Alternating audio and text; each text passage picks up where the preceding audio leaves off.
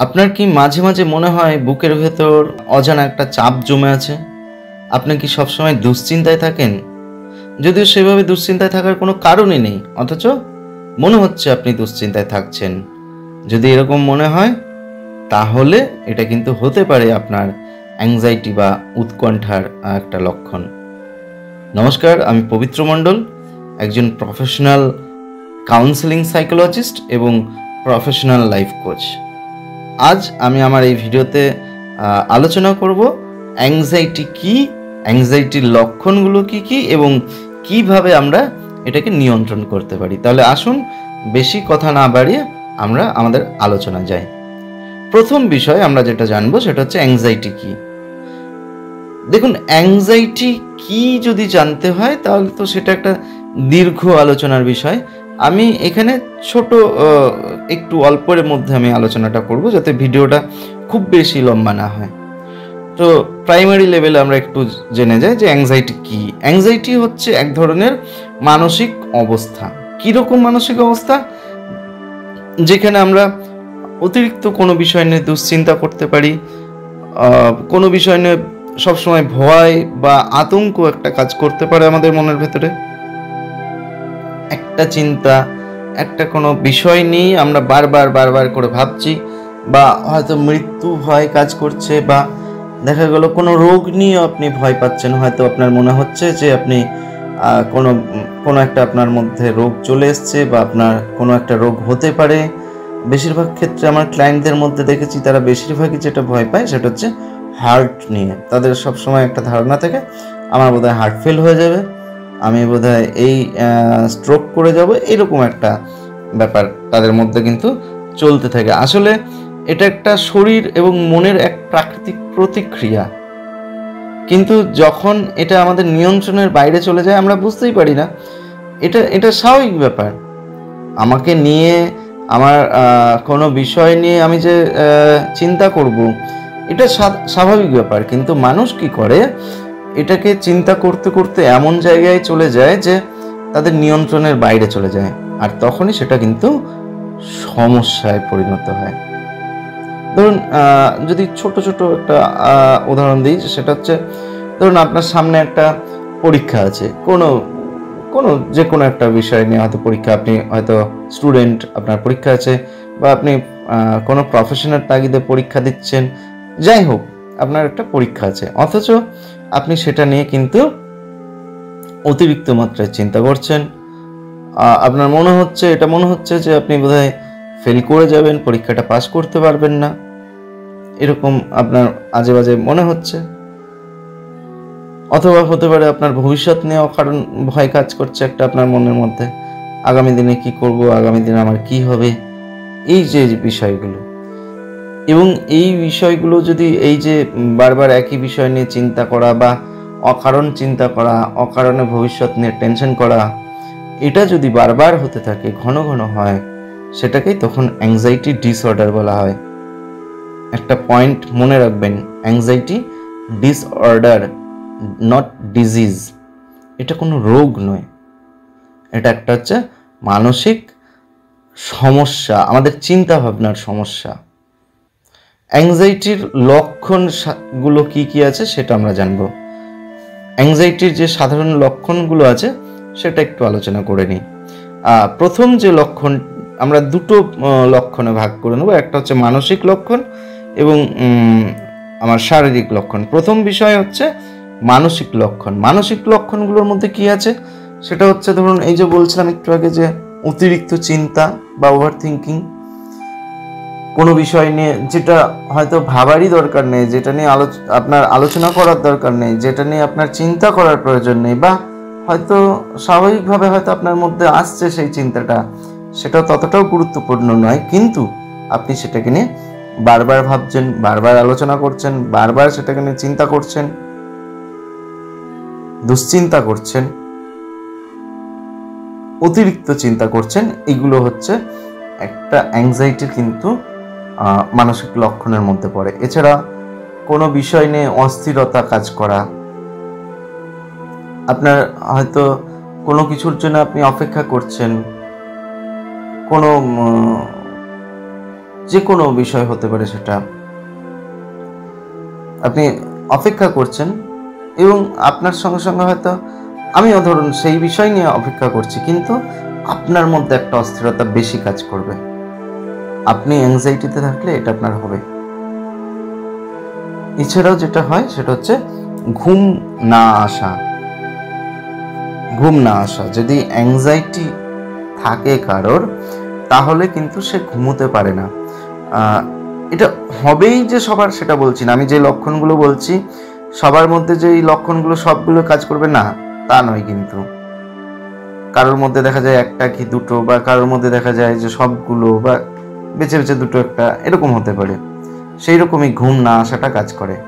Anxiety থাকলে কিন্তু ঘুম আসে না, অনেক সময় দেখা গেছে এটাই যে ঘুম আসে না।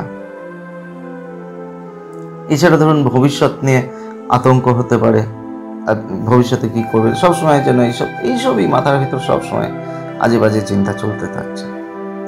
এইগুলো সবই অ্যাংজাইটির মানসিক লক্ষণ। এরপরে আসি আমাদের অ্যাংজাইটির শারীরিক লক্ষণগুলো কি কি। অ্যাংজাইটির শারীরিক লক্ষণের মধ্যে আছে ধরুন আপনার প্রথমত আমি আমার ক্লায়েন্টদের মধ্যে যেটা দেখেছি সেটা হচ্ছে অতিরিক্ত পরিমাণে বুক ধড়ফড় করে। অতিরিক্ত বলাটা ভুল, অকারণে বুক ধড়ফড় করে। আপনি কোথাও কিছু নেই, হঠাৎ করে আপনি অনুভব করছেন যে আপনার বুকটা ধড়ফড় করছে, বা মনে হচ্ছে যেন আমার হার্টটা এখনই বোধহয় বুক ফেটে বেরিয়ে চলে আসবে, আপনি এটা অনুভব করছেন, বুক ধড়ফড় করা। অথবা এটা হতে পারে যে আপনি শ্বাসকষ্ট বোধ করছেন, মনে হচ্ছে আপনার শ্বাসকষ্ট হচ্ছে।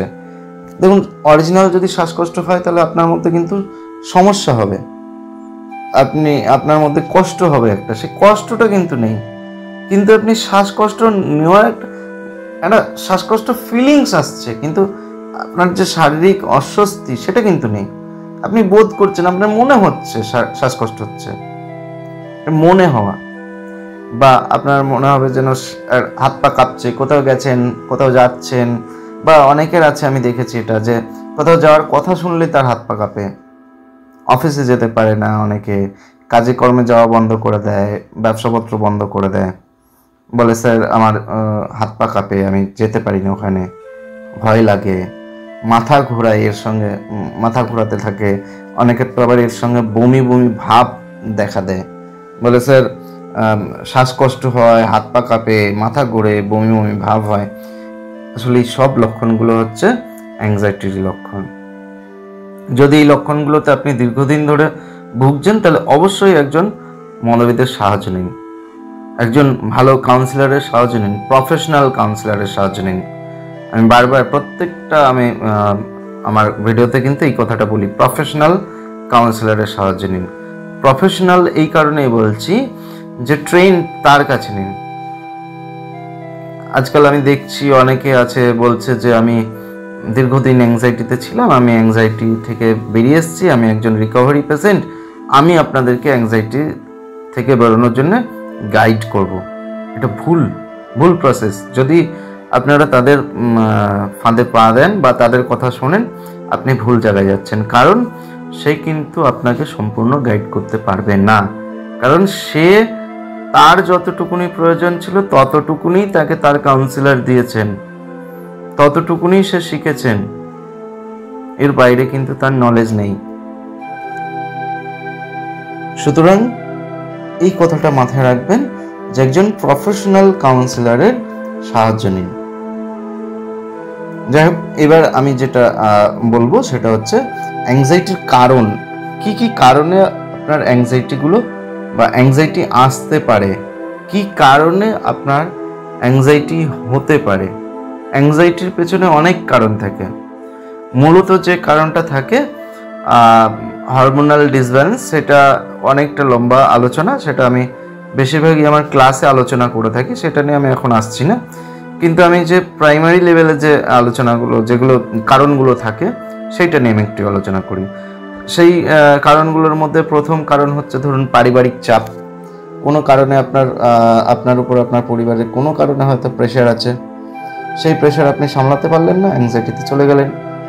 অথবা আপনার প্রফেশনের জায়গায় চাপ হতে পারে, আপনার বস প্রচুর আপনার উপর চাপ দিচ্ছে, বা আপনি যেখানে কাজ করছেন সেখানে হতে পারে, বা আপনার নিজের ব্যবসা থেকেও হতে পারে। প্রচুর, মোট কথা কর্মস্থলে আপনার টেনশন, অথবা হতে পারে ট্রমা, অর্থাৎ অতীতের কোনো দুর্ঘটনা। এই জিনিসটা আমি ম্যাক্সিমাম আমার কাউন্সেলিং লাইফে আমি দেখেছি।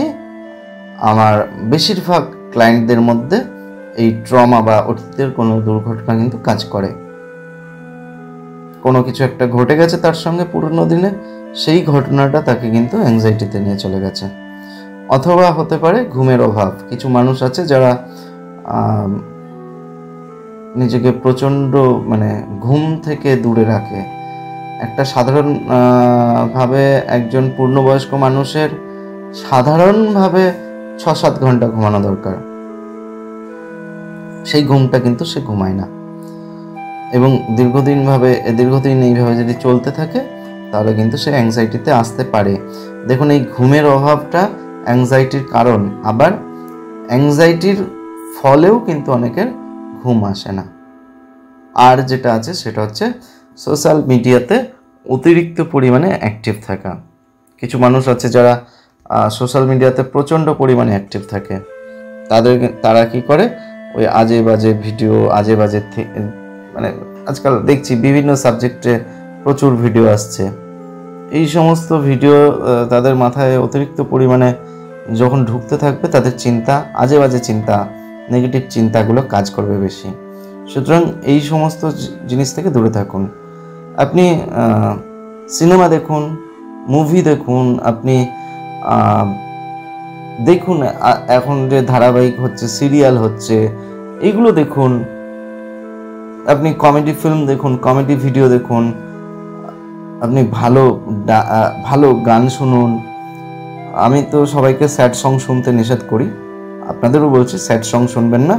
কিন্তু যে গান শুনলেই মনের ভেতরে একটা আনন্দ জাগে আলাদা, সেই রকম আনন্দ, নাচতে ইচ্ছা করে, মনকে একদম সঙ্গে সঙ্গে উৎফুল্লে নিয়ে যায়, সেরকম গান শুনুন।